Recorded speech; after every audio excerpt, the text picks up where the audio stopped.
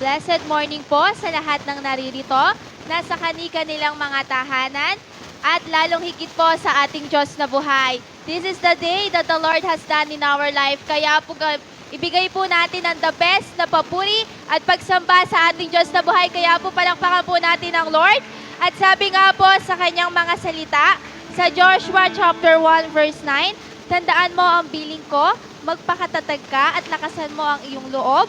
Huwag kang matatakot o mawawalan ng pag-asa sapagkat akong si Yahweh na iyong Diyos ay kasama mo saan ka man magpunta. Let us all be strong, be brave, be fearless because you are never alone because God is with you and He is fighting for you. Kaya sa araw na to, sama-sama po tayo magpupuri at magpapasalamat sa ating Diyos na buhay. Kaya po inaanyayahan ko na ang lahat ay magsitayo at pangungunahan po tayo ni Ma'am Arceli sa opening prayer at ng worship team.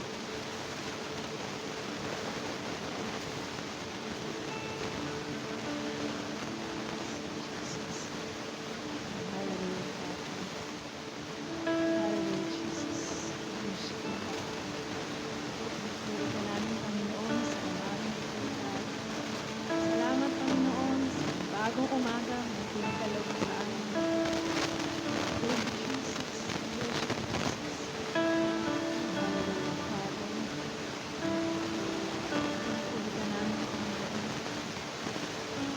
Sa'yo ang papuri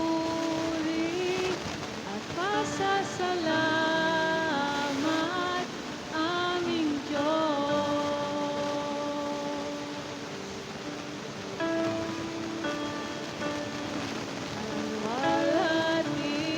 Alwalhatian at karangalan alay sa'yo. Sa'yo ang papuri at pasasalamat, Panginoon. Sa'yo ang papuri at pasasalamat, aming Diyos. Alwalhati at karangalan ay alay namin sa iyo, Panginoon. Alwalhatian at karangalan alay sa iyo.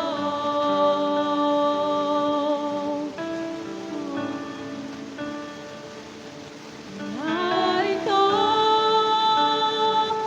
ang buhay ko, Panginoon, gamitin mo sa'yo lamang iaalay ang puso ko'y sa'yo.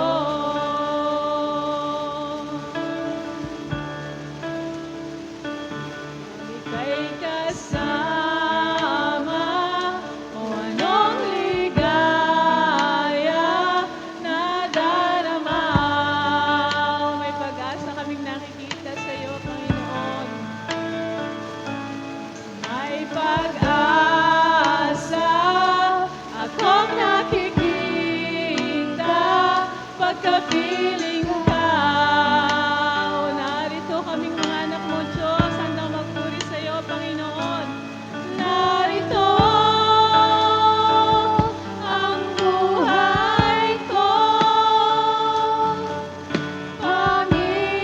Panginoon, gamitin mo sa'yo lamang iaalay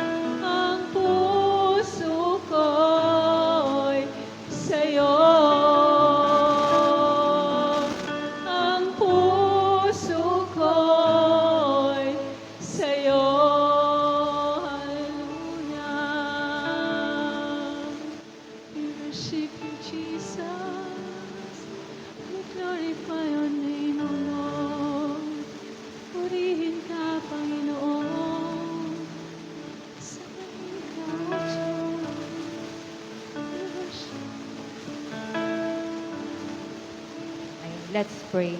Dakila at makapangyarihang Diyos sa umagang ito, nagpapasalamat kami, Panginoon, dahil kami ay nagtagumpay na nagtipon-tipon, Panginoon, dito sa iyong bahay-sambahan upang patuloy, Panginoon, na papurihan, pasalamatan, Panginoon, sa kadakilaan at kabutihan mo po sa buhay ng bawat isa sa amin. Lord, sa aming gawain, Panginoon, ikaw po ang manguna, Panginoon. Alam ko po, Panginoon, marami kaming mga problema, mga pagsubok, Panginoon, pero ang lahat ng ito ay bibigay namin sa iyo, Panginoon, dahil alam namin, Panginoon, ng iyong mga anak ay hindi mo pababayaang maghirap, Panginoon. Panginoon, kung sino man po, Panginoon, sa aming mga kapatiran ang nanghihina, palakisin mo po sila, Panginoon. Kung sino man po, Panginoon, ang may mga karamdaman, pagalangin mo po sila, Panginoon. Dahil alam namin, Panginoon, na ikaw po ang tunay na manggagamot, Panginoon.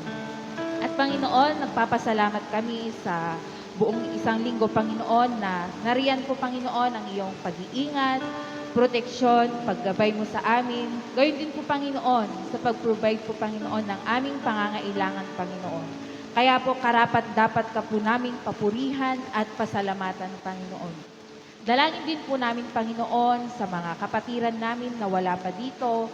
Ipaalala niyo po sa kanila, Panginoon, na ang araw ng linggo ay araw po ninyo, Panginoon.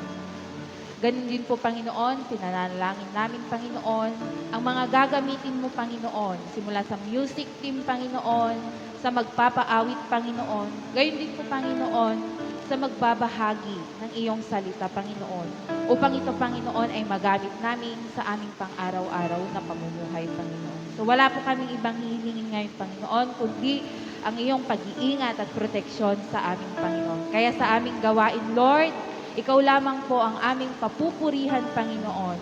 Ikaw ang aming pasasalamatan, Panginoon. At uuwi kami, Panginoon, sa aming tahanan na bitbit ang mga salita mo, Panginoon, na aming gagamitin, Panginoon, upang ibahagi din, Panginoon, sa aming mga ibang kapatiran, Panginoon. At upang, Panginoon, makilala ka nila, Panginoon. At ang tunay na purpose po namin dito, Panginoon, ay ang ipamahagi, Panginoon, ang mabuting balita na nanggagaling lamang sa iyo, Panginoon. Kaya ito lamang po, Panginoon, ang aming panalangin sa umagang ito. In Jesus' name we pray. Amen.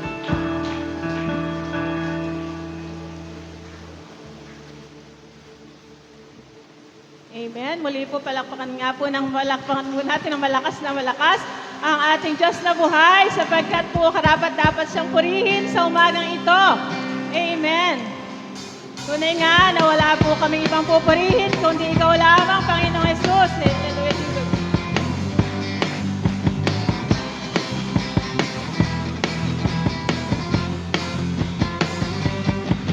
Ikaw lamang ang pupurihin ko. Ikaw lamang ang sasambahin ko. Panginoong Jesus, ikaw ang buhay ko. Pag-ibig mo'y tunay at totoo. Ikaw lamang. Ikaw lamang ang pupurihin ko. Ikaw lamang ang sasambahin ko. Panginoong Jesus, ikaw ang buhay ko. Pag-ibig mo'y tunay at totoo sa aking buhay. Ikaw ang number one sa aking puso.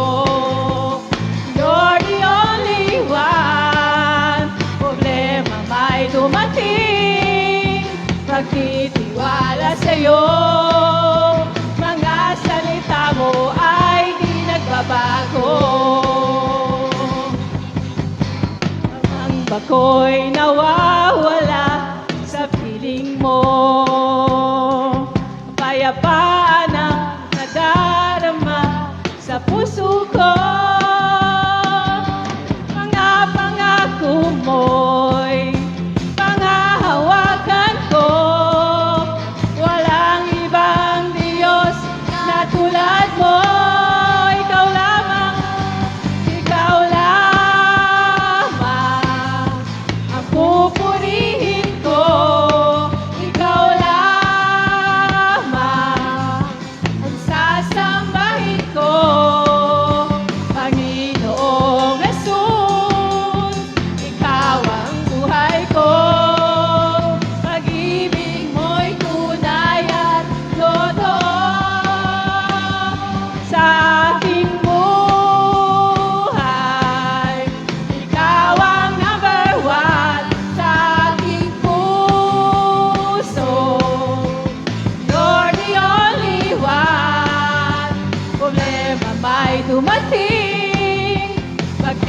tiwala sa'yo.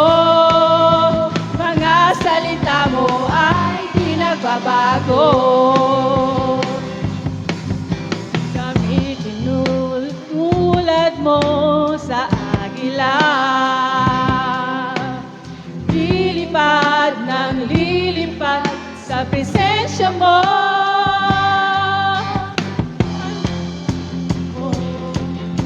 Ay kalakasan ko. Sa buhay kong ito'y alay sa'yo. Ikaw lamang, ikaw lamang ang pupurihin ko. Ikaw lamang ang sasambahin ko. Panginoong Jesus, ikaw ang buhay ko. Pag-ibig mo'y tunay at totoo sa aming buhay, sa aming buhay. Ikaw ang number one sa aming puso. You're the only one. Problema may dumating, magtitiwala sa'yo. Mga salita mo ay di nagbabago. Mga salita mo ay di nagbabago. Mga salita mo ay di nagbabago. Amen. Amen. Sabdan ko, O Diyos. Yes, Jesus. Thank you, Father. Tunay nga, Panginoon, ang mga salita mo ay hindi nagbabago kailanman, O God. Gagalakan ko, O Diyos, sa ikaw. Sa presensya mo'y kalakasan ko'y umapaw. Kahit na may problema, ay kayang-kaya ko. Sa gitna ng pagsubok, ako ay sasamba. Magpupuri sa'yo. Ako ay sasayaw sa'yo, sasambahin ang ngalan mo. Kahit pinipigilan, di papayag na tatahimik lang. Laging magbababal sa'yo, sa piling mo, Panginoon. Kahit pinapawisan, okay lang, magkapiling ka lang. Yes, Father, tunay na kagalakan mula sa iyo, Panginoon, ay kalakasan namin.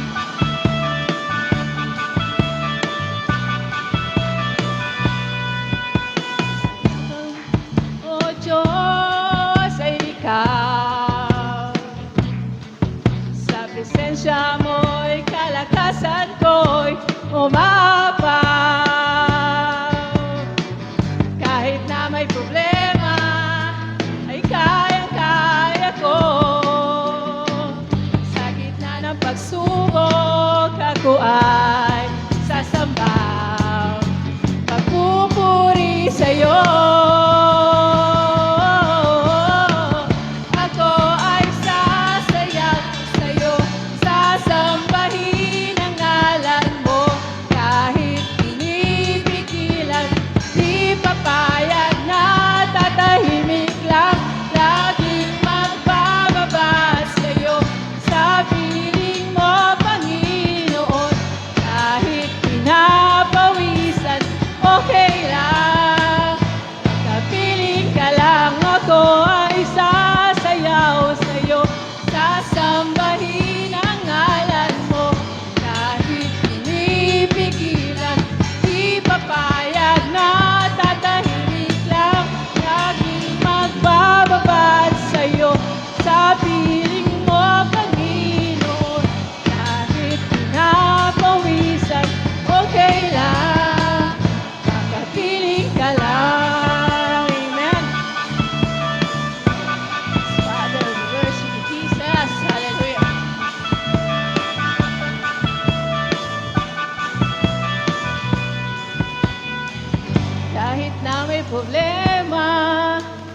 ay kayang-kaya ko.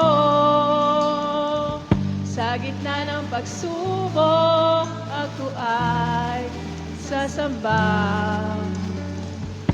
Kahit na may problema, ay kayang-kaya ko. Sa gitna ng pagsubok, ako ay sasamba. Papupuri sa'yo. Ako ay sasayaw sa'yo, sasambahin ang ngalan mo. Kahit pinipigilan, di papayag na tatahimik lang. Laging magbababad sa'yo sa piling mo, Panginoon. Kahit pinapawisan, okay lang, magkapiling ka lang.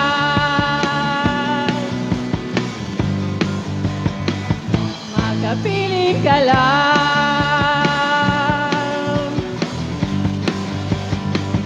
Magkapiling ka lang. Amen. We worship Jesus. Hallelujah. Thank you, Jesus. Hallelujah.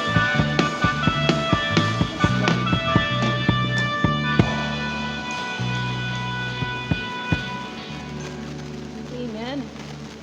Amen. Kaya nga, Panginoon, karapat dapat mong purihin, karapat dapat kasabahin sa umagang ito, Panginoon. Yes, Father, oh, hallelujah, Jesus. We thank you, Father. We thank you, Jesus. Oh, hallelujah, Jesus. Kaya nga, Panginoon, kahit, Panginoon, marami kaming mga pinagdaraanan, Panginoon, sa aming mga buhay. May mga problema, Panginoon. May mga pagsubok, Panginoon.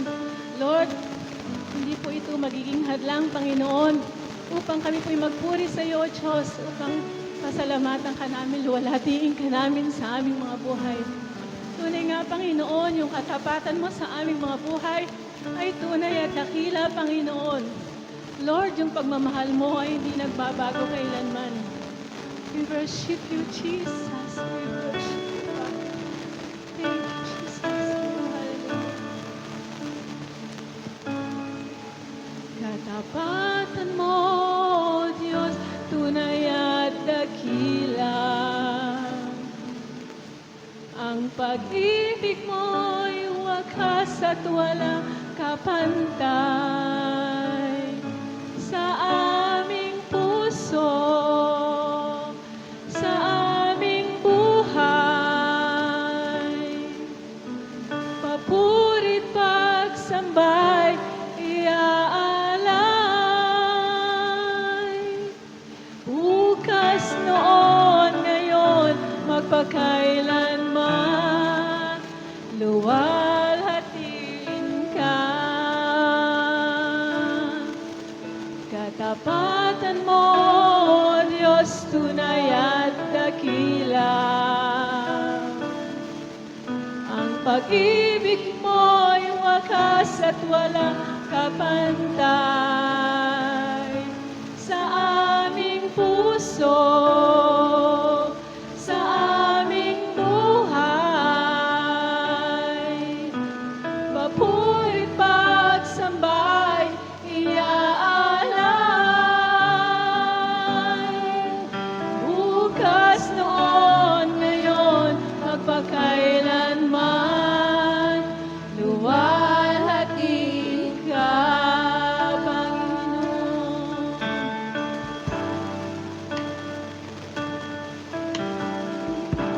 O Diyos, tunay at dakila.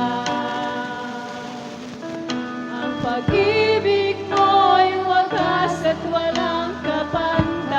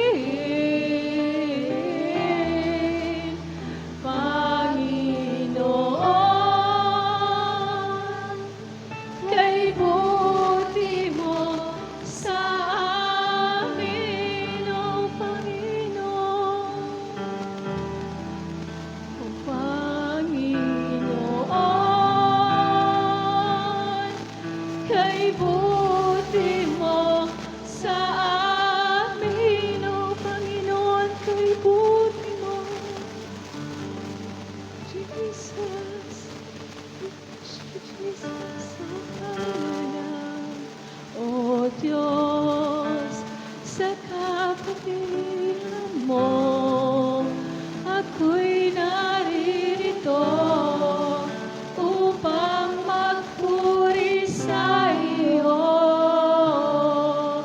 O Diyos, sa kabanalan mo, nalulugod ako, buhay ay iaalay ko. Ikaw lamang ang nagtiwala sa akin, O Diyos, di kita bibiguin. Magtatapat sa'yo, maglilingkod ako, O Diyos, kay buti mo.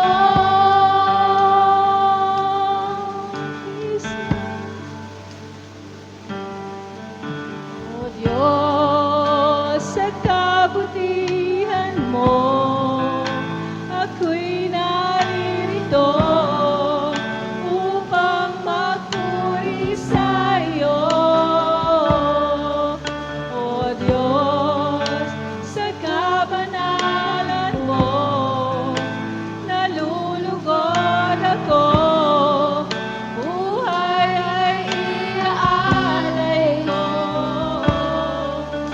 Ikaw lamang ang nagtiwala sa akin, O Diyos, di kita bibiguin. Magtatapat sa'yo, maglilingkod ako, O Diyos, kay buti mo. Ikaw lamang ang nagtiwala sa akin, O Diyos, di kita bibiguin.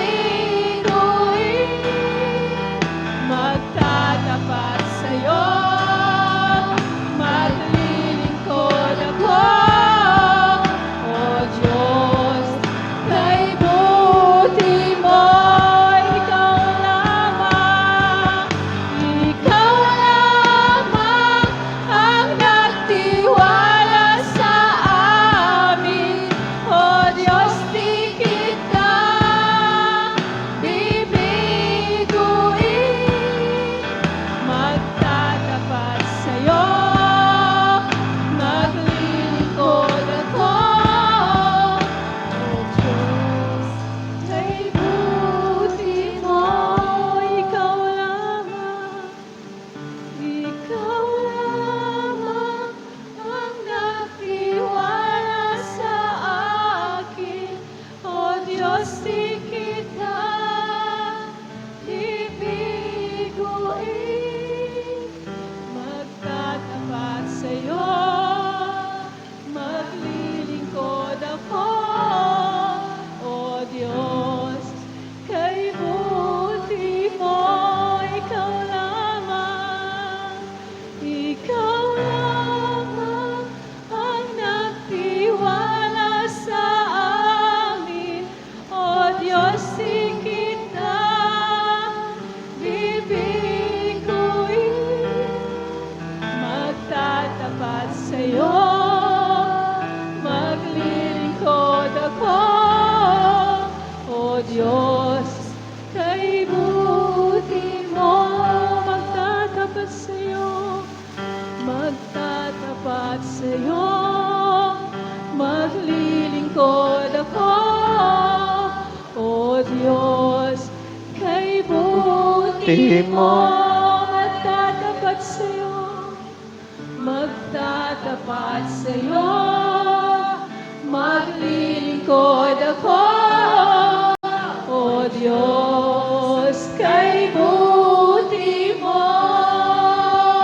O Jesus, kay buti mo, Panginoon. O Jesus, wala kang katulad. O Jesus,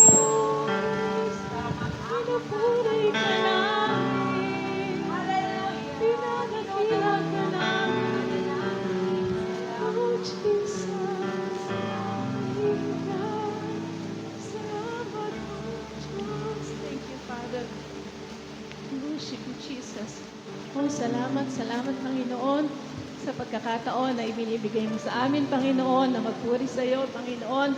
Salamat sa malayang Espiritu, Panginoon. Salamat, Panginoon, sa kalayaan, sa lahat ng mga sakit, karamdaman, sa kalayaan na magpuri sa iyo, Diyos. Salamat sa presensya mo na lagi namin nakakasama, Panginoon. Salamat sa iyong pagmamahal na hindi nagmamali, Panginoon. Salamat, O Diyos, dahil tapat ka, wala kang katulad, wala kang kapatay. Hindi ka nagbabago, Panginoon, mula noon hanggang ngayon, Panginoon. Kaya sa buhay namin, wala kaming ibang sasambahin, kundi ikaw lamang. Wala kaming ibang papasalamatan, Panginoon, kundi ikaw lamang, Panginoong Jesus, sapagkat sa iyo nagmumula ang buhay, Panginoon.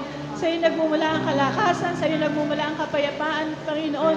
Kaya sa iyo lamang namin ibabalik at ibabalik ang pinakamataas na papuri, pagluwalhati at pagsamba. Ang lahat ng mga anak ng Diyos ay magsabi ng Amen and Amen. Tuloy-tuloy po tayong nakapikit. Tuloy-tuloy po tayong magpasalamat sa Diyos sa umaga pong ito. Ama, salamat po sa kalayaan. We are safe. We are healed. We are free. We are washed by the blood of Jesus. We are blessed. We are empowered. Salamat po, Diyos. Iniligtas mo po kami. Gayon na lamang ang pag-ibig mo sa sanlibutan. Inialay mo ang kaisa-isa mong anak na sa Jesus upang ang sino mang sumampalataya sa Kanya ay huwag mapahamak, kundi magkaroon po ng buhay na walang hanggan. Salamat po, isa po kami sa tinubos mo, iniligtas mo. Salamat, binigyan niyo po kami ng karapatang maging anak mo. Kaya nakatatawag po kami sa inyo ng aming Ama. Salamat, nakasulat po ang aming pangalan sa aklat ng buhay. Salamat, nagkaroon po kami ng buhay na wala hanggan. Salamat po sa oras na ito, magpapagaling kayo sa lahat ng may karamdaman.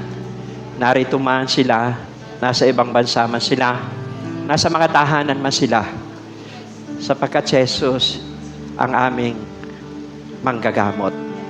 Salamat po, Ama. Katagpuin nyo, abutin nyo po yung mga taong nalulungkot, nawawala ng pag-asa. Palaksin nyo po sila ngayong umaga.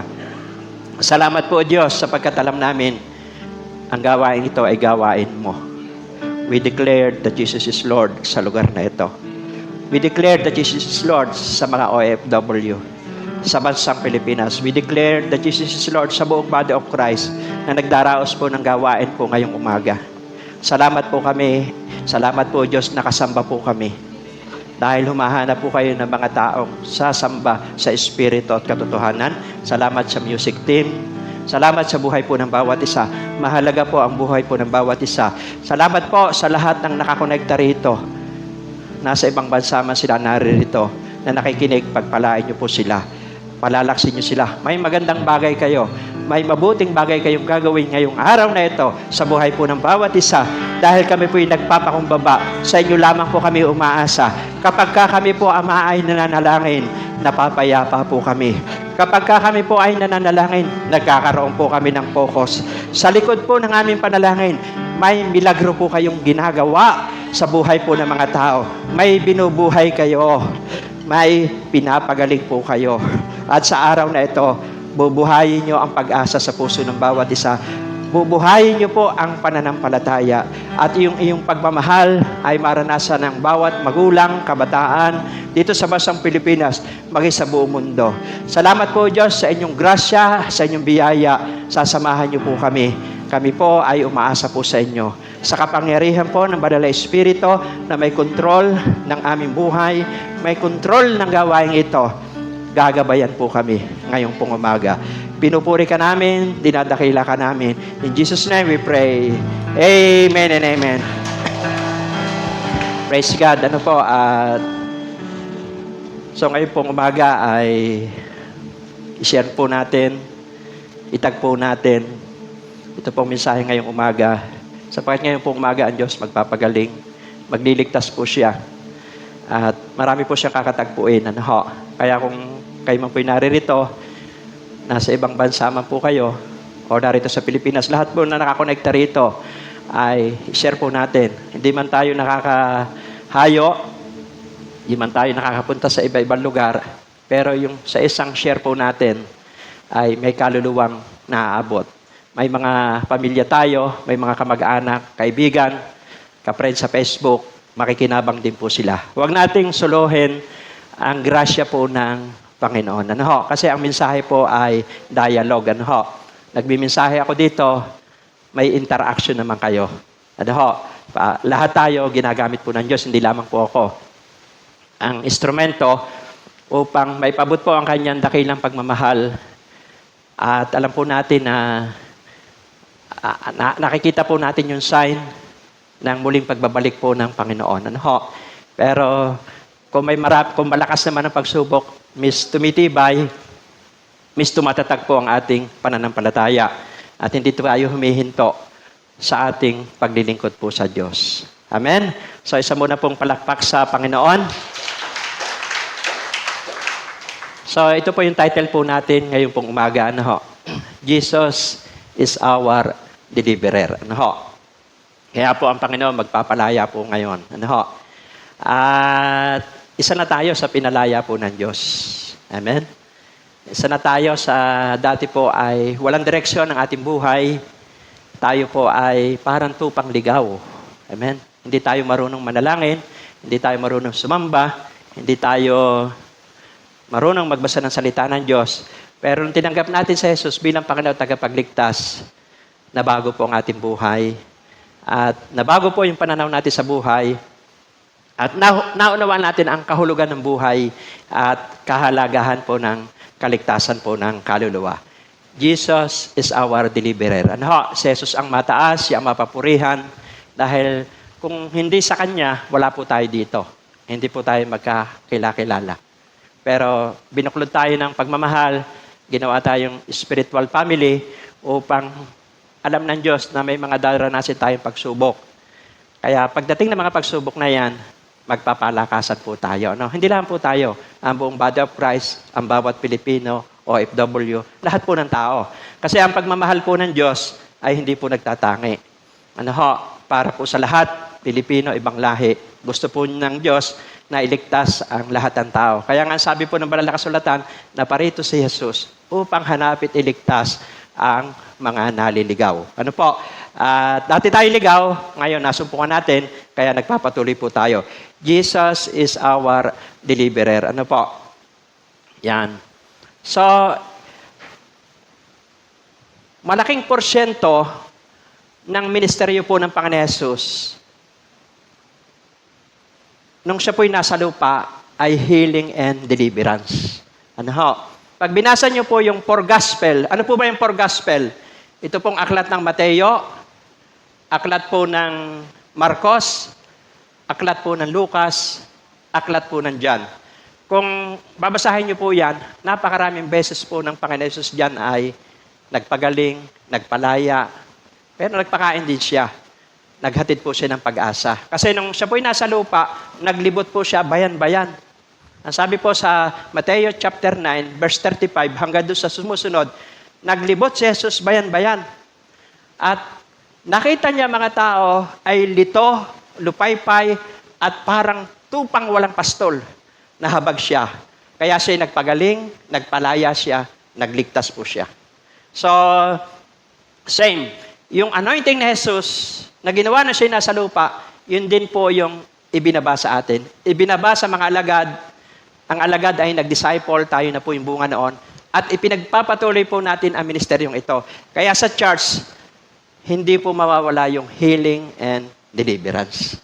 Kasama po yan. Ang buhay pong church ay nagpapagaling, nagpapalakas ang Diyos. Kasi po, ang sabi ng Panginoon Jesus, sa John 14:12, lahat ng ginawa ko, magagawa din ninyo. Higit pa.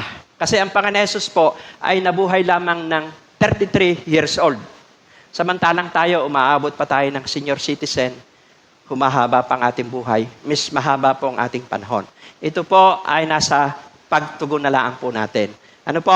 At gusto ko po talakayin ngayon pong umaga, ang isa sa nagbenepisyo ng kalayaan mula po sa Panginoon Jesus. Ito po ay istorya po ng isang 12 taonang pinahihirapan ng kanyang sakit at karamdaman. Ano ho? 12 taong dinudugo. Amen? Hello? 12 taon na naka-quarantine. Amen? Tayo po, wala pang 2 taon na naka-quarantine. Ito pong babaeng ito ay 12 taong walang nakakasalamuha, pati po pamilya, inihiwalay siya. Naka-quarantine siya. Kasi po noon, pag ikaw ay dinudugo, ay tinuturing nilang marumi. Ano ho? At lahat ng maupuan mo, lahat ng mahipo mo, itinuturing po yung marumi. Kaya inihiwalay po siya. Sa batas ng Hudyo, pag may ganun ka sakit, inihiwalay ka sa karamihan ng tao. Amen? Kaya ganun katindi ang naging problema ng babaeng ito. Tusin niyo po, 12 taon naka-quarantine, 4,380 days. Amen? Na nangungulila. Amen? So para po mabigyan pansin natin to, biblical po, basahin po natin. Dito po sa aklat po ng Marcos, chapter 5, verse 25 to 34, sabi po rito, kasama rin doon ang isang babaeng 12 taon nang dinudugo. Hirap na siya sa sakit na iyon. At marami ng doktor ang sumuri sa kanya. Naubos ang kanyang ari-arian sa pagpapagamot. Ngunit hindi pa rin siya gumaling. Sa halip, lalo pang lumala ang kanyang karamdaman. Verse 27, ito maganda. Nabalitaan niya ang tungkol kay Jesus. Kaya't nakipagsiksikan siya hanggang sa makalapit sa likuran ni Jesus. At hinipo ang damit ito. Verse 28, sapagkat iniisip niyang, mahipo ko lang ang kanyang damit, gagaling na ako. Agad ngang tumigil ang kanyang pagdurugo at naramdaman niyang gumaling na siya. Naramdaman naman ni Jesus na may kapangyarihang lumabas sa kanya. Kaya't bumaling siya agad sa mga tao at nagtanong, sino ang humupo sa aking damit? Sumagot ang kanyang mga alagad, nakikita po ninyong napakaraming nagsisiksikan sa paligid ninyo. Bakit pa ninyo itinatanong kung sino ang humipo sa damit ninyo? Subalit patuloy na lumingon-lingon si Jesus sa paghahanap kung sino ang humipo sa damit niya. Palibhasay alam ng babae ang nangyari, siya'y nanginginig sa takot na lumapit kay Jesus. Nagpatira pa at ipinagtapat ang buong katotohanan. Last verse. Subalit, sinabi sa kanya ni Jesus, anak, pinagaling ka ng iyong pananampalataya. Umuwi ka na at ipinatag mo ang iyong kalooban, ikaw ay magaling na. Ano po? Napakaganda ng... Amen? Tuloy po natin ang palakpak po sa Panginoon. Ano ho? Kaya ngayong umaga, share nyo, may lalaya, may gagaling ngayong umaga. Sabi po rito, how can we deliver by Jesus? Paano daw po tayo magkakaroon ng kalayaan mula sa Panginoon Jesus? Sa lahat po nakikinig, nasa tahanan ka man, nasa OFW, pakinggan mo mabuti ito. Number 1, desisyon. Amen? Hello? Kailangan, 3 D lang po ito. Tatalakayin ko ngayong umaga. 3 D. Number 1 D, desisyon. Tingnan niyo po sa verse 27. Doon sa binasa ko po. Nabalitaan niya ang tungkol kay Jesus. So, may narinig siya. No, tungkol kay Jesus. Kaya nakipagsiksikan siya hanggang sa makalapit sa likuran ni Jesus. At hinipo ang damit nito. So, siyempre, wala. Siguro, last hope na niya si Jesus. huling pag-asa niya na. Sa salitang mundo, huling barahan na. Amen? Kaya, nagdesisyon na siya. Nagdesisyon siya na lalapit sa Panginoong Hesus. Bagaman naka-quarantine siya, binabawala na, pero ang mindset na, para bang sa salitang, mamatay na kung mamatay. Wala na akong pag-asa eh. Tuusin mo, 12 taong kang pinahihirapan. Nangungulila, hindi mo mayakap yung pamilya mo. Tapos ang matindi dito ay diskriminasyon. Pinandidirian siya. Ayun nga po pag nabalitaan na may COVID ang tao diba may discrimination na. Samantalang ito, 12 taon, naubos ang kanyang kayamanan sa kapapagamot. Ang sabi po doon sa binasa natin ay, lalo pang lumala. Walang nagawa. Walang nagawa ang doktor, walang nagawa ang pera. Siguro lahat ng chance na pwedeng lapitan, nilapitan niya na. Pero wala Kasi minsan ang mga tao may problema na ang tanging makakasolusyon lamang ay walang iba kundi ang Panginoon. Ito, may pera, tandaan nyo. Amen? Kaya niya magpa-doktor, pero walang lunas. Kaya, nagdesisyon siya. Sabi mo siya kung katabi, magdesisyon ka na ngayon. Kaya po mga nasa live stream, mga nanonood sa ibang bansa dito sa Pilipinas, kailangan po na magdesisyon tayo mula sa ating puso. Ano po? Kasi po, sa buhay natin, sa tamang desisyon, ano po? Mapapasalamatan po natin ang Diyos. Amen. Diba? Sa tamang desisyon, papasalamatan mo ang Diyos habang buhay. Pero doon naman po sa maling desisyon, minsan pagsisisihan natin habang buhay.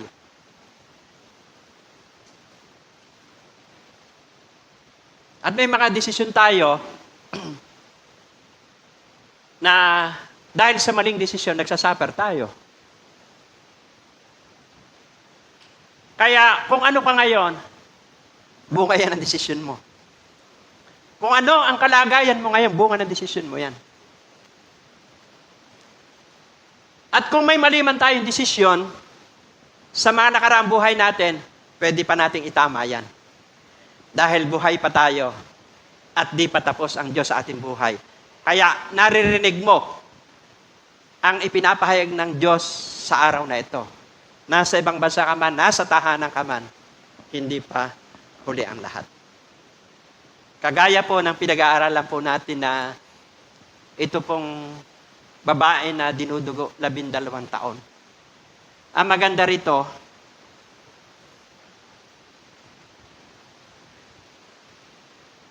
doon sa kanyang 12 taon na pagdurusa, dahil lumapit siya kay Jesus, yung palang 13 taon, yun ang magbibigay sa kanya ng liwanag. Mababago ang kanyang buhay.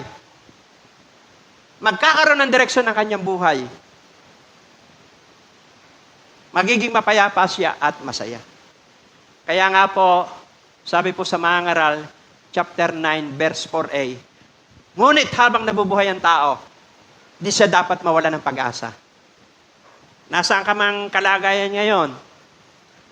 Ikaw man ay nagdurusa, marami ka mang problema, nasa ospital ka man, gagaling ka. Nasa kulungan ka man, lalaya ka. O ikaw man ay bilanggo ng bisyo o anumang nagpapahirap sa buhay natin, lalaya ka. Kagaya ng babaeng ito. Wala naman siyang ginawa, kundi lumapit sa Panginoon Hesus. Kahit matadyakan siya, kahit masiko siya, kahit matapakan siya, wala na. Huling pag-asa ko na ito. Kaya may matibay siyang desisyon. At hindi po nagkamali ang kanya pong desisyon. Amen?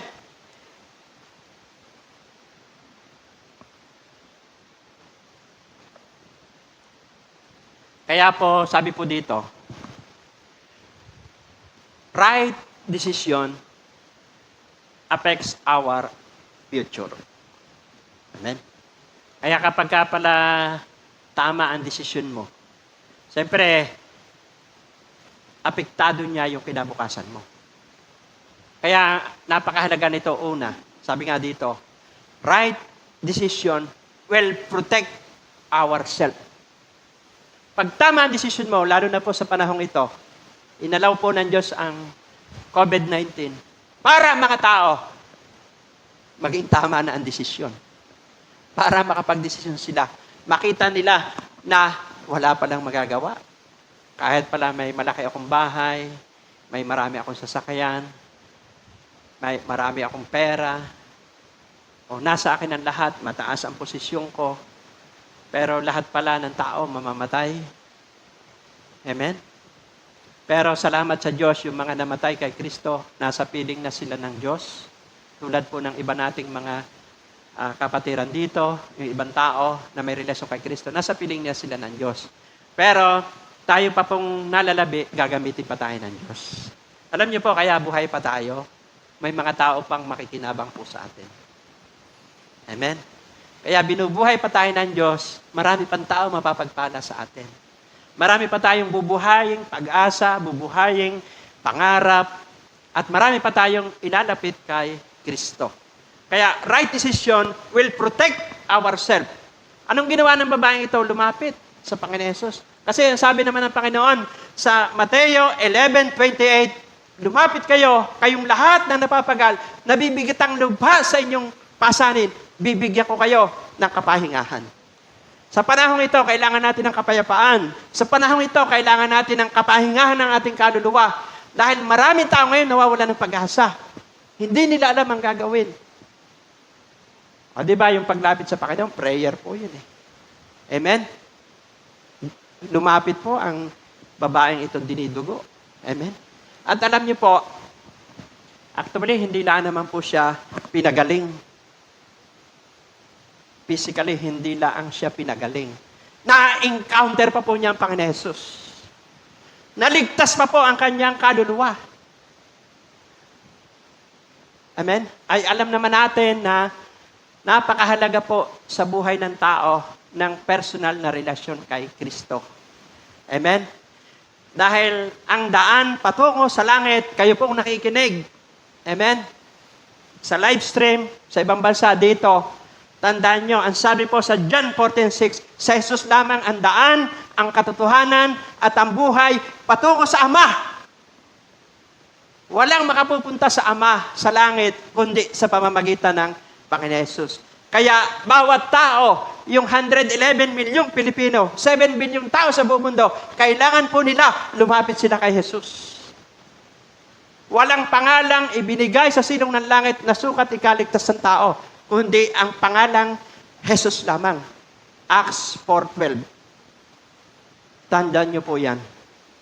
At lahat ng founder ng samahan, grupo, sekta sa buong mundo, lahat ng founder namatay. Pero walang nabuhay. Walang nabuhay kundi si Jesus. Dahil si Jesus ay Diyos na makapangyarihan. Namatay siya, pero after 3 days, nabuhay siya muli. Kasi nga, siya po ay tagapagligtas. Kung nabuhay po si Buddha, magbubudis ako. Pero lahat ng founder ng grupo ng samahan, lahat nagkamatay, walang nabuhay. Dahil si Jesus lamang ay ang daan patungo sa langit. Kailangan ng tao magkaroon ng personal na relasyon kay Kristo. Kagaya po ng babaeng ito, lumapit po siya sa Panginoong Hesus.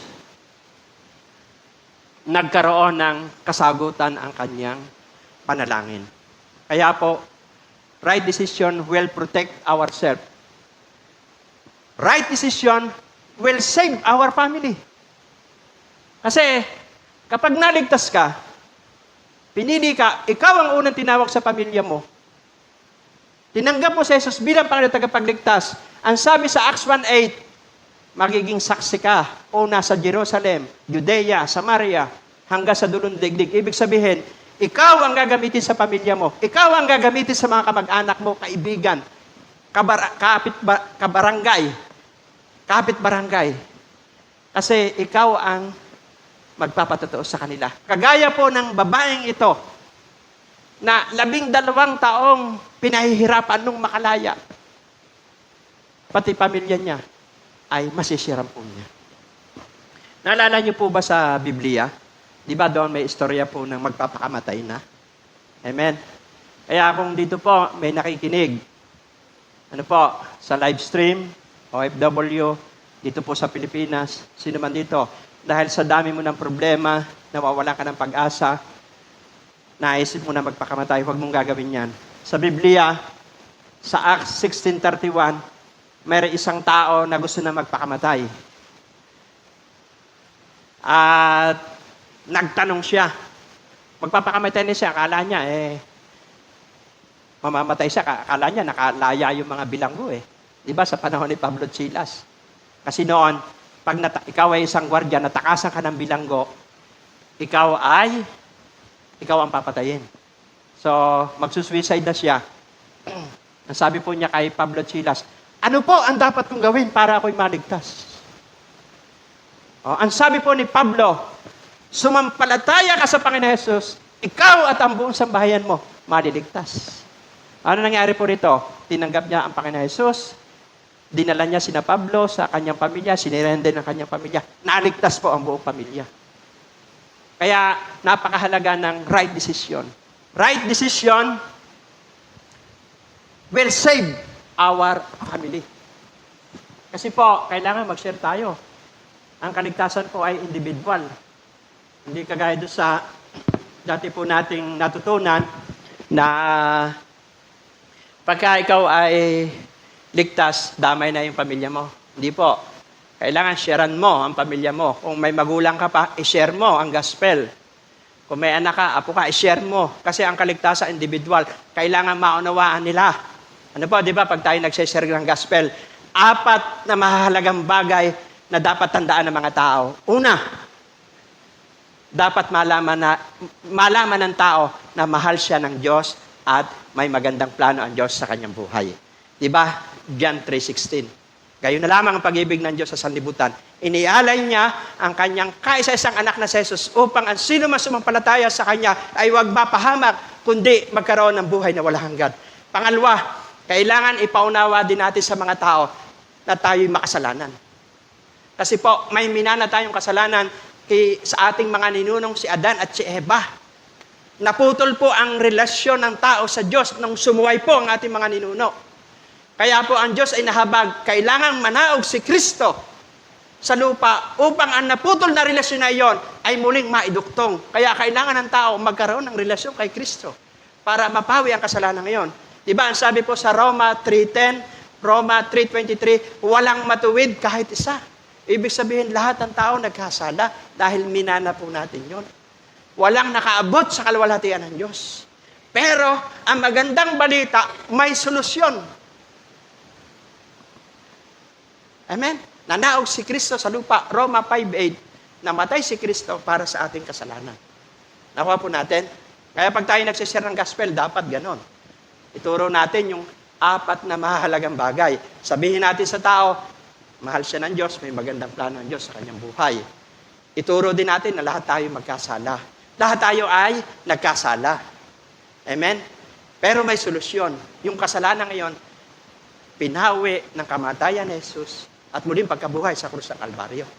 At pang-4, ay patanggapin mo na sa Panginoong Jesus. At pag tinanggap ng tao sa Jesus, binibigyan siya ng karapatang maging anak ng Diyos. Diba? Kaya tayo nakakapanalangin, Ama, sa pangalan ng Jesus. Kasi may relasyon ka na sa Diyos. Anak ka na. At tinatakan ka ng Banal na Espiritu. Kaya naintindihan natin ang tinuturo kong ito. Amen? Palakpakan natin ang Panginoon. Ano po? So, right decision will save our family. Right decision will have nation transformation. Kasi pag tama ang decision mo, naligtas ka na, ikaw ay naunawaan mong kahulugan ng buhay, mag-share ka ng gospel. Di ba, nag-iebanghelyo ka, kahit sa internet, sa ibang pamamaraan, ay di bahagi ka ng solusyon ng problema ng bansa, ng tao. Kasi mababawasan yung masasama. Kasi pag ang problema talaga po ng tao, spiritual poverty. Kaya may pumapatay, kaya may nagnanakaw, kaya po may nangangalunya, kaya lahat ng kasamaan ay ginagawa nila kasi po ang problema talaga ng tao, spiritual poverty. Pero pagka ang tao tumanggap kay Jesus, nagsisi ng kanyang kasalanan, mababago ang kanyang buhay. Kaya nga sabi sa 2 Corinthians 5:17, ang sino man nakipag-isa kay Kristo ay isa ng bagong nilalang. Amen? Ako po dati, maglalasing ako, drugista. Amen? Nung hindi ko pa po alam ang purpose ng Diyos sa buhay ko, naninira ako ng buhay. Siyempre, inaaya ko sila sa paglalasing, mga bisyo, sa mga trouble. Pero salamat. Ngayon, kung dati ganon, ngayon, sinisira natin ang tao na may solusyon, may pag-asa. Amen?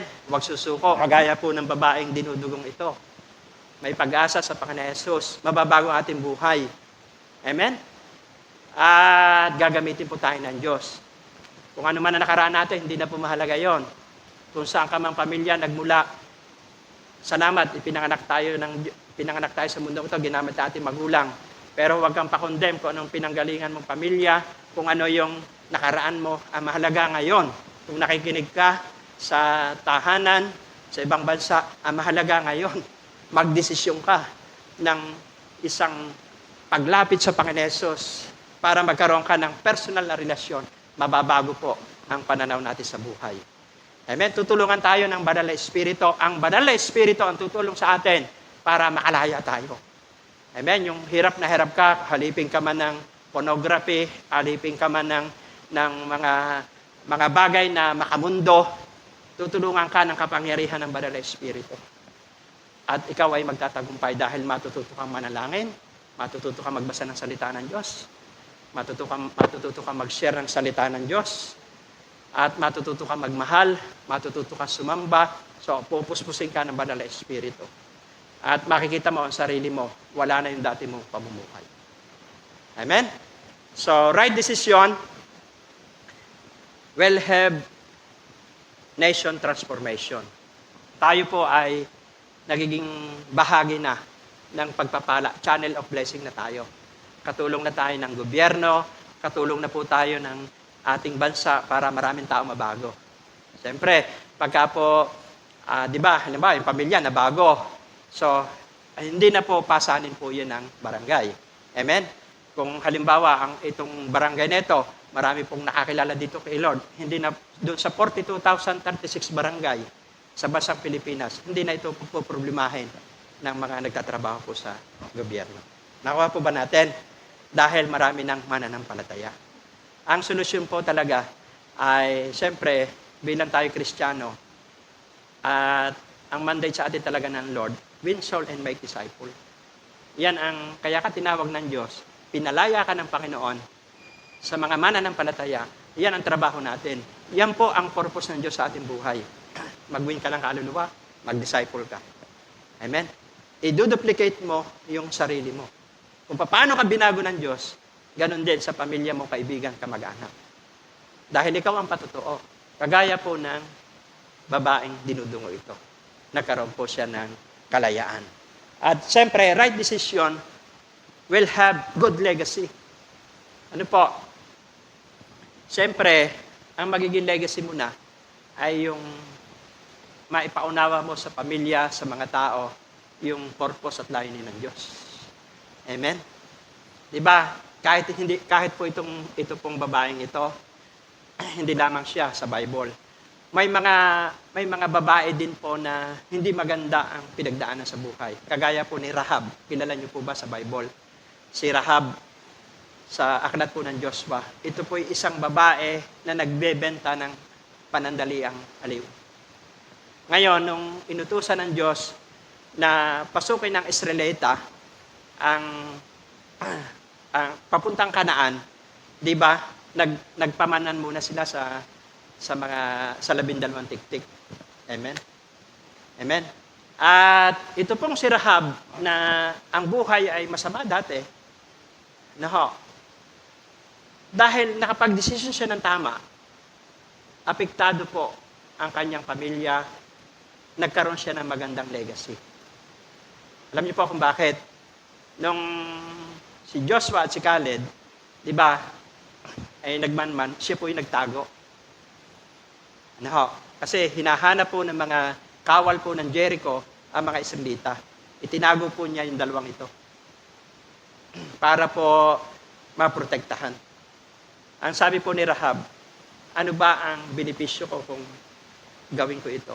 Sabi niya, ikaw at ang pamilya mo ay maliligtas. Kasi alam po ni Rahab na ang mga Israelitang ito, tunay ang Diyos nila.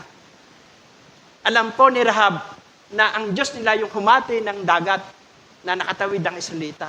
Ito yung nagpaulan ng mga pagkain, ugo. Kilala niya, naririnig ni Rahab. Kaya nung pumunta po yung mga kawalan Jericho, hinahanap sila, sabi niya, iniligaw niya, sabi niya, pumunta nga dito pero umalis agad. Kung hahabulin niyo, baka abutan niyo. Pero itinago niya sa bubong. Ano po nangyari? Nung ginera na po ng grupo ni Joshua, ang Jericho, sabi po ni Joshua, maglabit ka lang ng pulang kortina o kumot. Hindi namin gagalawin ang bahay mo, pamilya mo. Iyon ang palatandaan. Kaya hindi ginalaw ang kanyang pamilya. Naligtas. Bakit? Tama ang desisyon niya. Ay kung itinuro niya sa kawalan Jericho, ayan, diyan sa bubong, itumba nyo na. Patay din siya. Uubusin nyo na, Israelita, kasi may basbas ang Diyos. Ano po nangyari? Alam niyo po ba, ito po si Rahab, na dati pong masama ang pamumuhay, dahil nanalig po sa Diyos. Alam niyo po, ito si Rahab, ito po yung nanay ni Boaz, yung naging asawa ni Ruth. Amen? Nakuha niyo po. At naging anak naman ni Boaz kay Ruth si Obed. At naging anak naman ni Obed si Jesse. Naging anak naman ni Jesse si David. At mula sa angka ni David si Jesus. Ibig sabihin, ang pinagmula ng hari, mga hari, dati pa lang ang buhay ay hindi maganda. Si Rahab. Lola pala ito ni David. Amen? Lola pala ni Jesus. Kaya nga po, anumang nakaraan natin sa buhay, wag kang pa-condemn doon. Ang mahalaga ngayon, magdesisyon ka ng tama. Lumapit ka kay Jesus. Kayo po nakikinig. Kagaya po ng babaeng dinudurog ito, nakapagdesisyon po ng tama. Amen? At kagaya din po ni Rahab, naligtas po ang kanyang pamilya. Naligtas ang kanyang sarili, naligtas pati kanyang pamilya. Kaya number 1, para magkaroon ng kalayaan kay Jesus, desisyon. Sabi mo siya katabi, desisyon. Ayan. Number 2, may natututunan po ba kayo? Kung may natututunan kayo, palakpakan po natin ang Panginoon. Sabi po doon sa verse 28, ano ha? Sapagkat iniisip niyang mahipo ko lang ang kanyang damit, gagaling na ako. Number 2, declaration. Napakahalaga po na yung lumalabas po sa ating bibig. Amen? Kasi po, nagkikreate ka ng pananampalataya pag positibo yung lumalabas sa bibig mo. Amen? Ang keyword po rito, di ba? Pananampalataya din Amen? Sabi niya, mahipo ko lamang. Ang kanyang damit, gagaling ako. Kaya nga po, sabi po sa Proverbs 18, verse 21, sa dila nakasalalay ang buhay at kamatayan. Pag-declare mo noon, pag nagdideklara ka ng pananampalataya, nagdideklara ka ng salita ng Diyos, ay buhay ang hatid niyan. Pero kung chismis, naku po, sisira yan ang buhay. Sisira yan ang relasyon ng tao. Pero kung dinideklara mo, salita ng Diyos, ang idinideklara mo, yung lumalabas sa bibig po natin ay buhay, bubuhay yan ang pangarap. bubuhay yan ng pag-asa. Maglalapit sa Diyos yan. Nakakuha po natin. Alam po natin na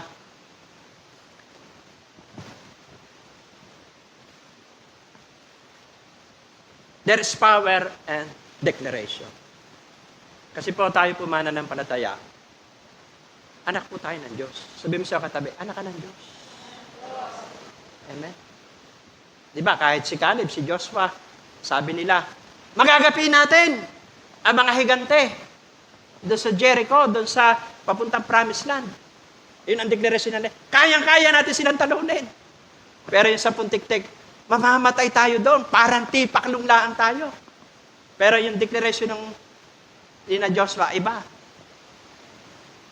Kahit po sa Old Testament, ang sabi po ng Diyos kay Pedro, sa Mateo 16, 18, 19, sabi po ni Jesus kay Pedro, at ngayon ay Pedro, sa ibabaw ng batong ito, itatayo ko ang aking iglesia. At kahit pintuan ng impyerno, hindi makapananaig sa iyo. Ibinibigay ko sa iyo ang susi ng kalangitan. Ano mang ipagbawal mo dito sa lupa, ipagbabawal sa langit. Kaya may power po yung declaration. Sabi mo sa katabi, may power ang declaration.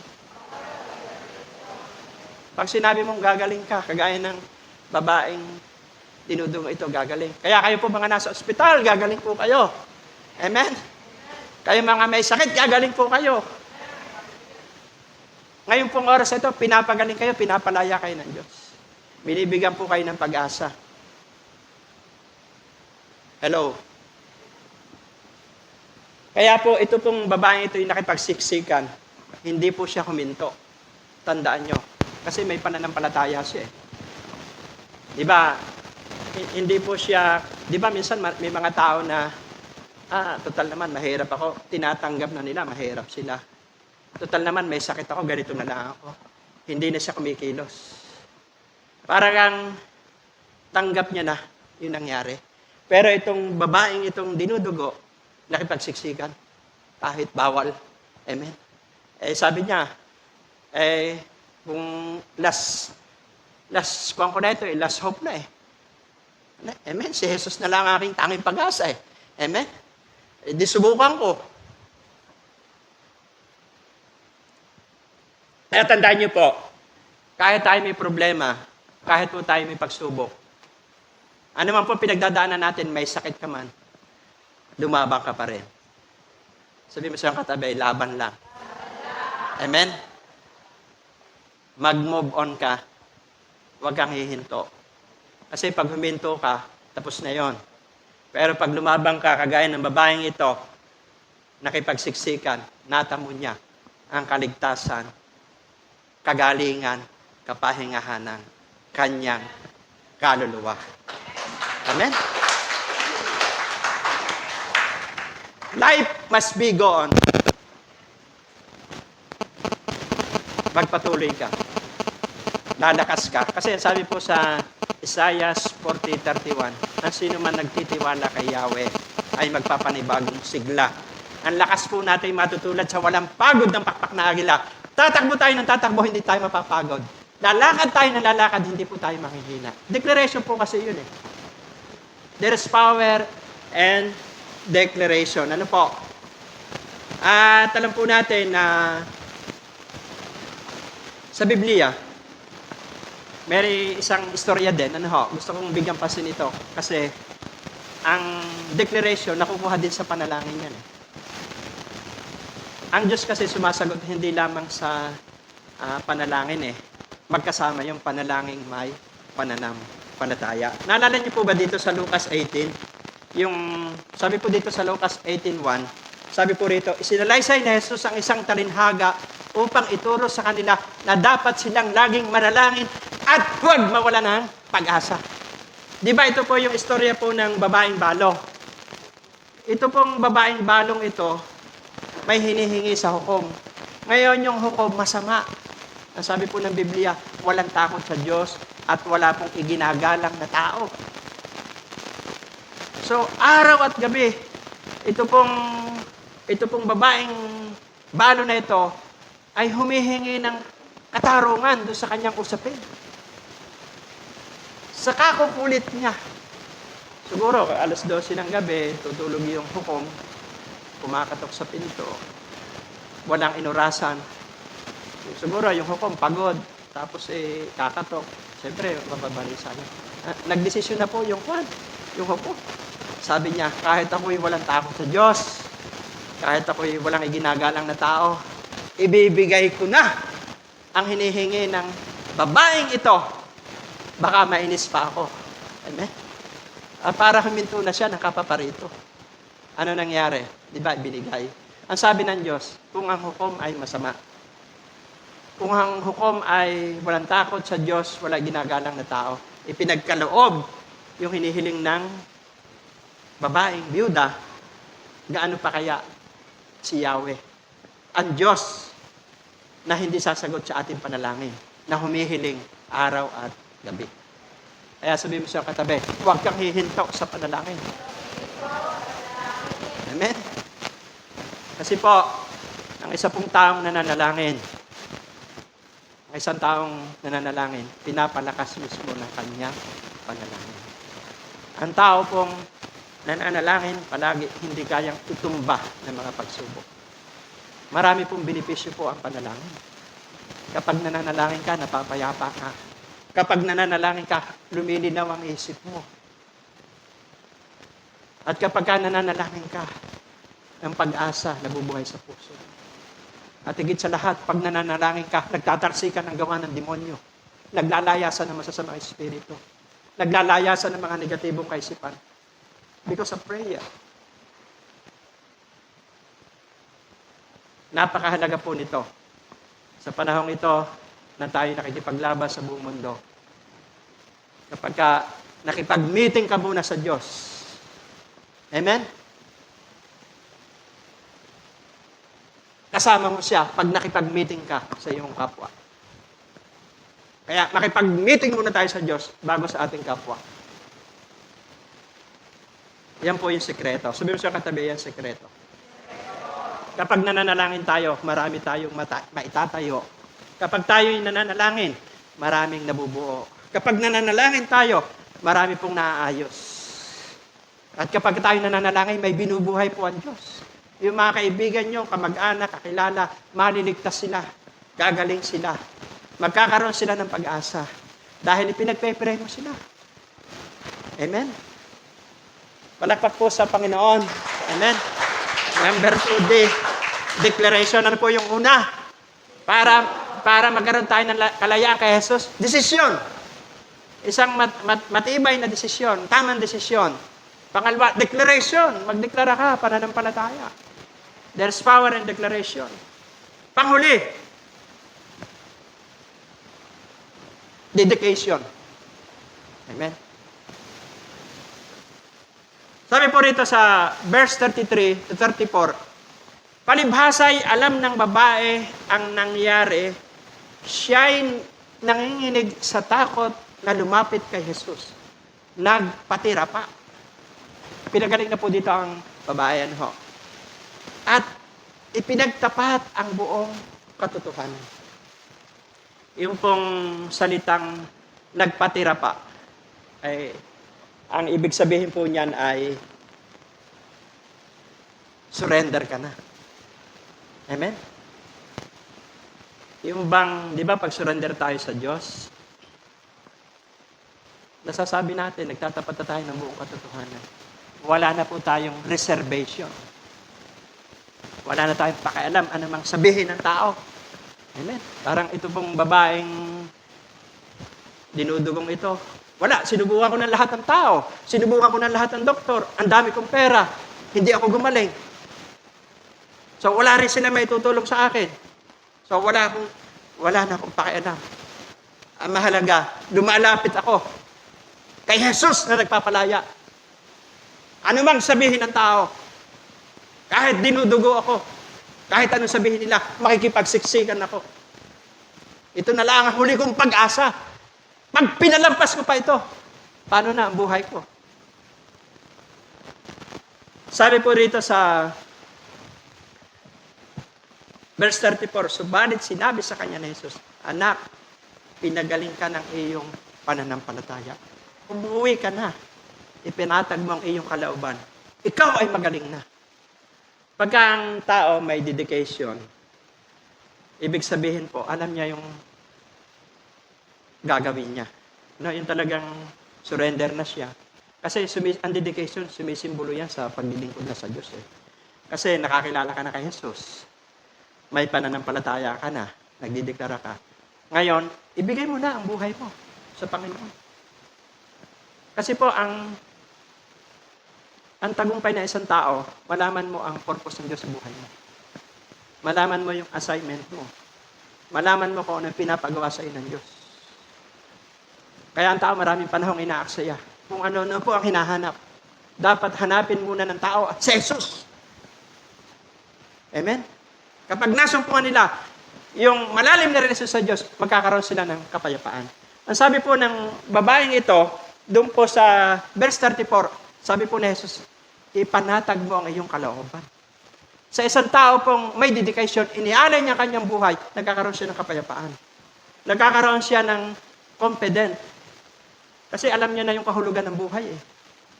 Wala na siyang maraming hinahanap pa sa mundong ito. Ang hinahanap niya palagi, presensya ng Diyos. Yung dampi ng kaluwalhatian ng Diyos. Yung yakap ng presensya ng Diyos.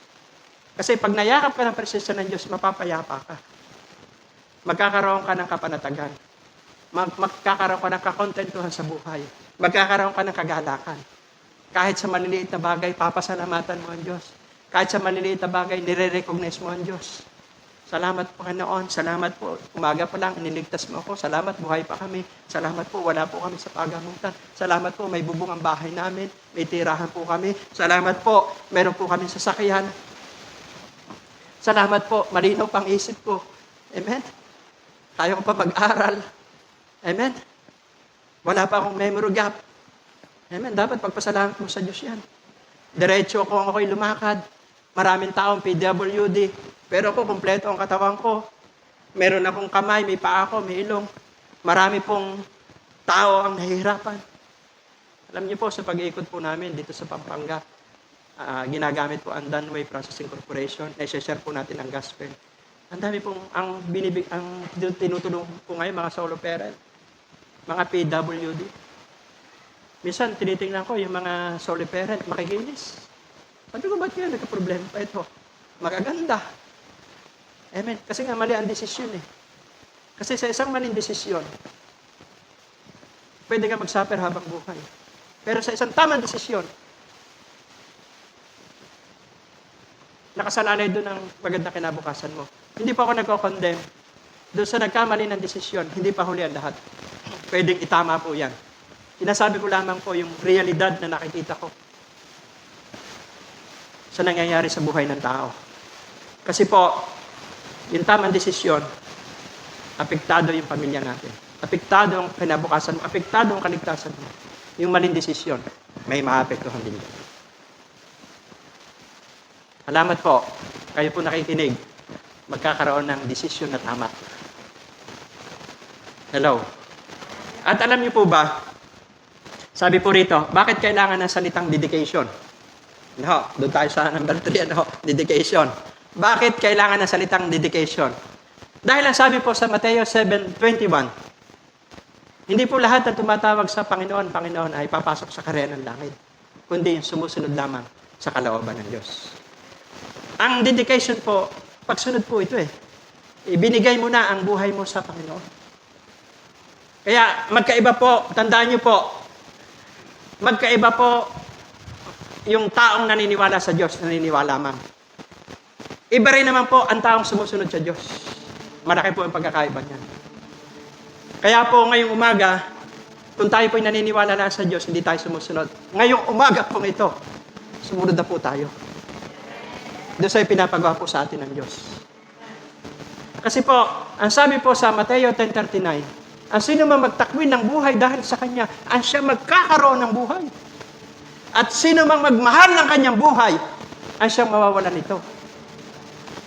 Kahit pa itago mo ang sarili mo sa kailaliman ng lupa, sa underground, pag mamamatay ka, wala kang magagawa. Hindi mo matatakasan ng kamatayan.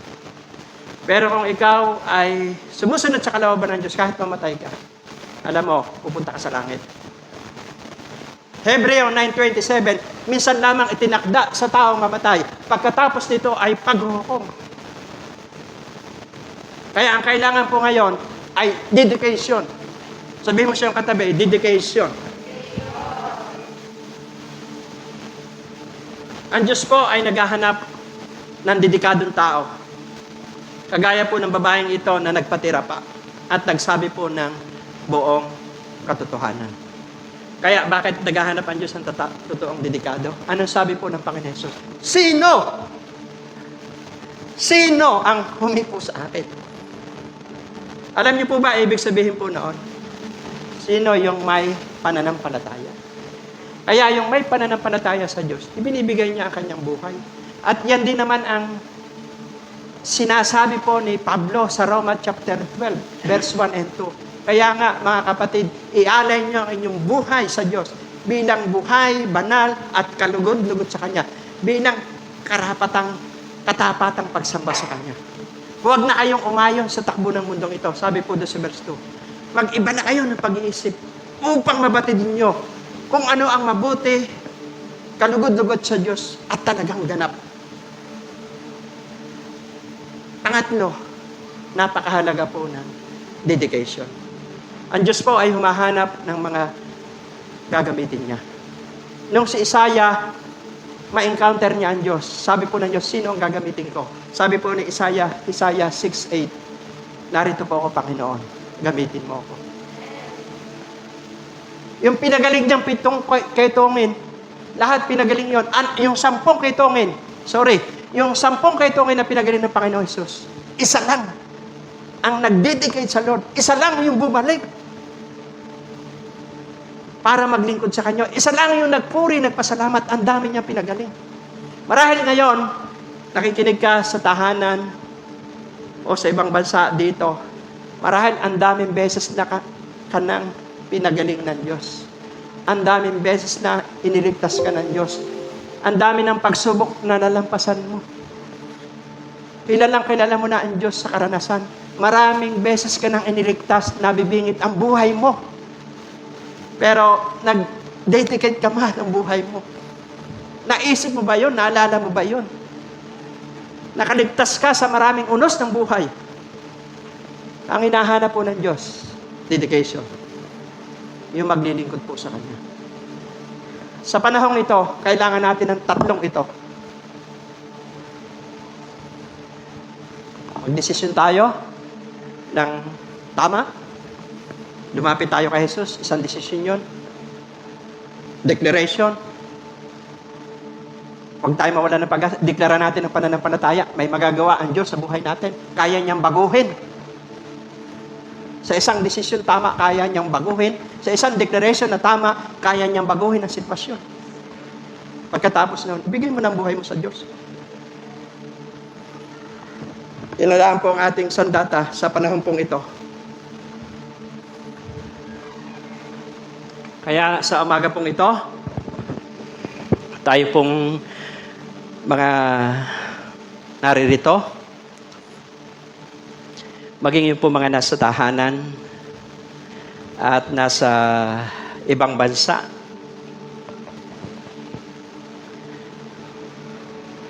Marahil ikaw ay isang magulang na hindi lang 12 taong nagdurusa. O mahabang panahon na namimigati, wala kang kapayapaan, wala kang kapahingahan. Marahil isang kabataan ka, pagod ka na. Bunga ng mga maling desisyon. Ang Diyos ay nangungusap ngayong umaga. Narito ka man, nasa Pilipinas ka man, nasa ibang bansa. Ang babaeng pinag-aralan natin, nilapitan niya na ang mahuhusay na doktor. Marami siyang pera. Halos naubos ang kanyang kabuhayan.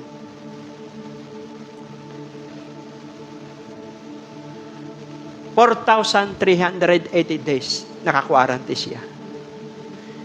Hindi niya mayakap ang kanyang asawa, pamilya. Pinandidirian siya ng tao. Bagsak na bagsak ang kanyang dignidad. Bagsak na bagsak ang kanyang integridad.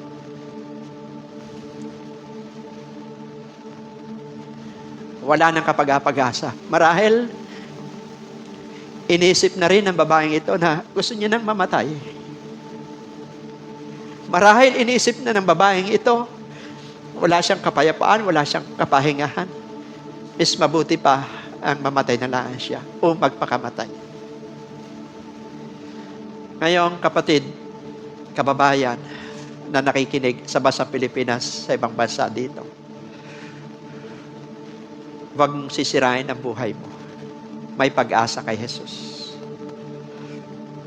Si Jesus ay nagpapalaya at iniintay ka niya ngayon. Hindi mo alam,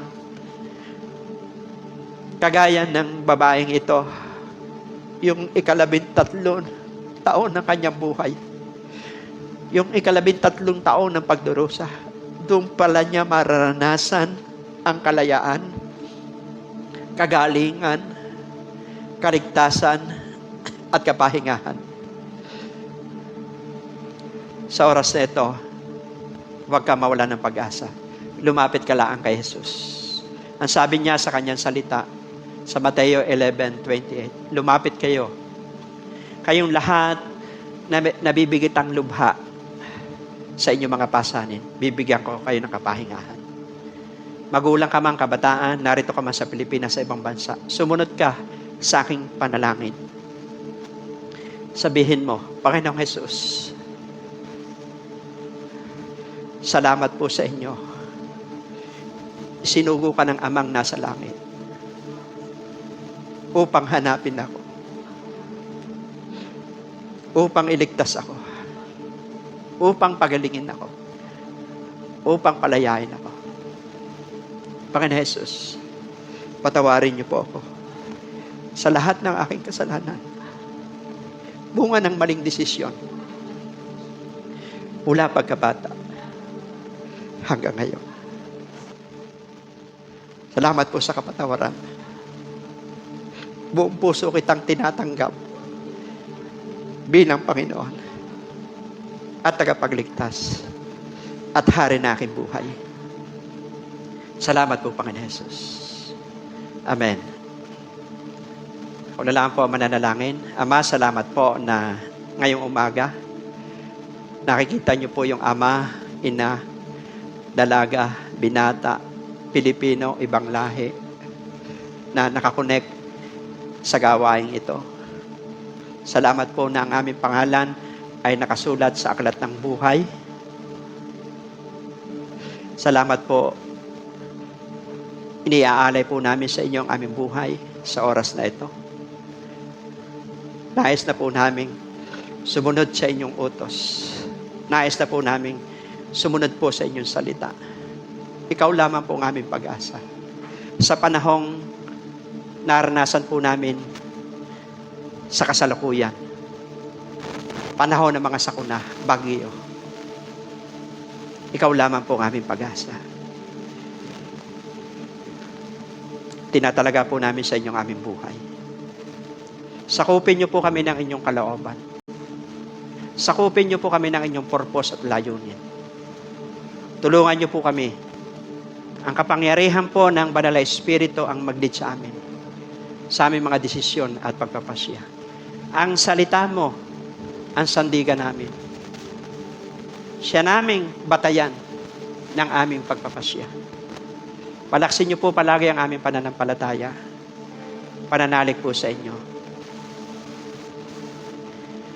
Salamat po na mula ngayong araw na ito, lagi kami magdidesisyon ng tama ayon sa inyong salita. Kasama rin po namin maliligtas ang aming pamilya dahil may babahagi po namin sa inyo, sa kanila ang inyong salita. Pati po ang aming mga kamag-anak, kaibigan, kakilala, katrabaho, kaklase, mga taong konektado po sa amin. May share din po namin, Ama, kung paano nyo kami iniligtas, kung paano nyo kami pinatawad, kung paano nyo po kami pinalaya, pinagaling. Ganon din po ang gagawin nyo po, Ama, sa kanila, O Diyos. Tayo po tumayo at patuloy tayong mag-worship sa Panginoon. Ama, salamat po ngayon pong umaga na alam po namin, nagpapasalamat po kami sa patnubay, gabay po ng banal mong Espiritu sa aming kalagitnaan. Kami po na pinalakas nyo ngayong umaga. Kami po na binuhay nyo ang pag-asa sa aming puso. Kami po na binuhay nyo yung pananampalataya. Nakakaisa po kami sa panalangin para naman po doon sa mga kapwa namin Pilipino dito sa Pilipinas, sa ibang bansa, OFW, na may mga pinagdadaanan. Lalo na po, Ama, silang dumaraan po sa sakit at karamdaman. Sila pong mga nasa ospital. Lord, we speak life sa kanilang buhay. Nagdideklara po kami ng kagalingan sa kanilang buhay sa pangalan ng Jesus. Ano man pong uri ng karamdamang nakikita nyo sa kanilang buhay. Ito man po ay COVID, makapangyarihan po ang pangalan ng Jesus kaysa anumang uri ng karamdaman. Dahil sa 39 ng latay, iba't ibang uri ng karamdaman ay pinagaling sa pangalan ng Jesus. Kaya sa oras pong ito, Ama, salamat po, Diyos. Binubuhay niyo sila, pinapagaling niyo sila. We declare na sa bawat nasa ospital, nasa tahanan, hindi lamang po COVID, sipon man ito, ubo, lagnat, trangkaso, diabetes, cancer, bukol, o sa bato, anumang uri ng karamdaman, mataas pa rin ang pangalan ng Jesus. Jesus, your name is power. Jesus, your name is might. Jesus, your name is healing. Jesus, your name will break every captives, will break every stronghold. Ang katawan po naming mga tao ay templo nyo. Kaya lahat na may karamdaman, pinapagaling nyo po ngayong umaga. By the stripe of Jesus, they were healed, be free in Jesus' name. Salamat po, Diyos. Napakabuti mo po, Panginoon, sa kanilang buhay. Thank you, Lord. Yes. Yes, sa pangalan ng Jesus. Kayo po ay patuloy pong nagmi-minister sa mga tao sa bansang Pilipinas, sa buong mundo. Palaksin niyo po ang bawat isa. Sila po, Panginoon, na may mga pasanin, problema sa buhay. Dalangin ko po, bigyan niyo po ito ng solusyon. Kung ito man po ay mga pagkakakitaan, trabaho, Lord, magpadala po kayo ng mga destiny helpers sa kanilang buhay. Bigyan nyo sila ng resourceful spirit, mapamaraang espiritu, madiscover nila, matuklasan nila kung paano po sila kikita, lalo na po sa panahong ito ng pandemya, sa pangalan ng Jesus. Magpadala po kayo ng mga tamang tao na gagamitin nyo para umunlad ang kanilang buhay. Magkaroon sila ng hanap buhay para maitawid nila ang kanilang pamilya. O Diyos, thank you po. Habang nananalangin po kami ngayong umaga, nangungusap po kayo sa bawat isa. Ang kapangyarihan po ng Banal na Espiritu, ang siya pong magsalita sa buhay po ng bawat isa. We release wisdom sa buhay po ng bawat isa. Ipahayag nyo sa bawat Pilipino, maging sa OFW, ang dapat gawin, ang bawat desisyon ng bawat isa, lalo na po sa panahong ito. Open heaven sa buhay po ng bawat isa. Lord, bless niyo po ang pamilya, tahanan po ng bawat isa. Wala pong magugutom. O Diyos, na pamilya sa lahat ng nakikinig ngayong pong umaga sa lugar ito, wala pong magugutom. Papatnubayan niyo ang bawat isa. We release provision. Pupunahan niyo po ang kanilang pangangailangan. Dahil sila po, Ama, ay lumapit sa anak mo si Jesus. Dahil sila ay may pananampalataya. Dahil ibinigay po nila ang buhay nila sa inyo. Ang inyong pamamaraan ang kikilos sa kanilang buhay. Napakabuti mo, Diyos. Tapat po kayo sa buhay po ng bawat isa. At salamat po, magpapatuloy lumaban sa buhay. We release hope sa buhay po ng bawat isa. Yung pag-asa, buhayin niyo po sa puso ng bawat isa. Spirit of determination, padaluin niyo po sa buhay ng bawat isa. Kagaya po ng babaeng ito, nakipagsiksikan siya, lumaban siya, at natamo niya ang kagalingan, natamo niya ang katugunan sa kanya pong panalangin. Ang bawat siya'y magpapatuloy kahit may pagsubok, kahit may pinagdadaanan sa panahong ito. Sa dulo nito, may tagumpay. Sa dulo nito, may nandoon po ang kasagutan sa panalangin. Kagaya po, Ama, ng babaeng balo, araw at gabi. Hindi siya huminto. Siya po'y nangulit sa hukom. Hindi niyo binigo ang kanya pong kahilingan, O Diyos. Salamat po, Diyos. Salamat po, we release faith. The gift of faith, padaluhin niyo po sa bansang Pilipinas, sa bawat pamilyang Pilipino. I-bless niyo po ang bawat magulang, O Diyos. Maitatawid po nila ang kanilang pamilya habang nakataas ang tungkod ni Moises. Nakatatawid po, Ama, ang bansang Israel, O Diyos. Nakatawid sa pagsubok, nakatawid sa problema, O Diyos. Aming Ama, habang nakataas ang tungkod ni Moises, nananalo si Joshua, nananalo ang bansang Israel, mananalo po ang bansang Pilipinas, mananalo po ang pamilyang Pilipino, mananalo po, Ama, ang bawat OFW sa buhay. We are a more than conqueror. We are overcomer, O Diyos. We are blessed. We are empowered. Hayaan niyo po, Ama, pag-alabin niyo ang puso ng bawat isa. Apoy ng Banal na Espiritu. Salamat po, Diyos. Salamat po, Ama, sa mga burden bearer. Ipapadala niyo sa buhay po ng bawat isa. Sa mga gifted people, men of influence. O Diyos, kingdom helper, destiny helper. Iko-connecta niyo po sila sa mga tamang tao na maghahatid po sa kanilang tagumpay. O Diyos, kagaya po ni Joseph, anointing of Joseph, padaluhin niyo po sa buhay po ng bawat isa. Mag-flow sa buong body of Christ, sa bawat pamilyang Pilipino, lalo na sa mga magulang, maging sa OFW, maging sa mga seaman. Anointing of Joseph, padaluhin niyo. Na-preserve nila ang kanilang pamilya, nailigtas nila ang kanilang pamilya, nailigtas po niya ang maraming tao. Ang bawat isa ay gagamitin niyo para maging channel of blessing, lalo na po, Ama, sa panahon pong ito. Maraming salamat po ngayon pong umaga, at kami po ay pinagpala niyo sa lahat po ng nagdaraos po ng gawain, ang buong Body of Christ sa bansang Pilipinas, lahat ng mga pastor, workers, member, katagpuin niyo po, Ama. Padaluhin niyo po, Ama, ang inyong biyaya, ang pag-asa, pananampalataya, pag-ibig ay dumaloy po sa buong katawan mo. Even sa lahat ng Pilipino, sa pangunguna po ng aming Pangulo, hanggang doon sa mga mamamayang Pilipino, ang pag-asa, pananampalataya, pag-ibig ay dumaloy po sa kanilang buhay. Sa OFW, salamat po, iingatan niyo sila. Kapayapaan ang maghari sa kanilang puso. I-bless niyo sila, magiging mabait sa kanilang mga employer. At magpadala kayo ng mga divine connector sa lahat ng OFW. Mapupunta sila sa bansa, lugar na kung saan may gawain. Lalago ang kanilang spiritual na buhay. Magiging matatag sila, malakas, matibay, lalo na po sa panahong ito. Salamat po, Diyos. Salamat po, aming Ama, ngayon pong umaga, at even sa lahat ng naririto, sa mga magulang, kabataan, bless nyo ang aming pong barangay, bless nyo sa lahat po ng mga barangay official dito, kasama ni Kapitan, mga konsihal, mga tanod, lahat po ng nakikinig ngayong umaga, SK, lahat, bless nyo. Sa bawat barangay namin, mga barangay official, sa lahat ng mga mayor, congressman, governor, bless nyo po lahat ng namumuno sa gobyerno, mga sundalo, guro, pagpalain nyo sa private and government sector.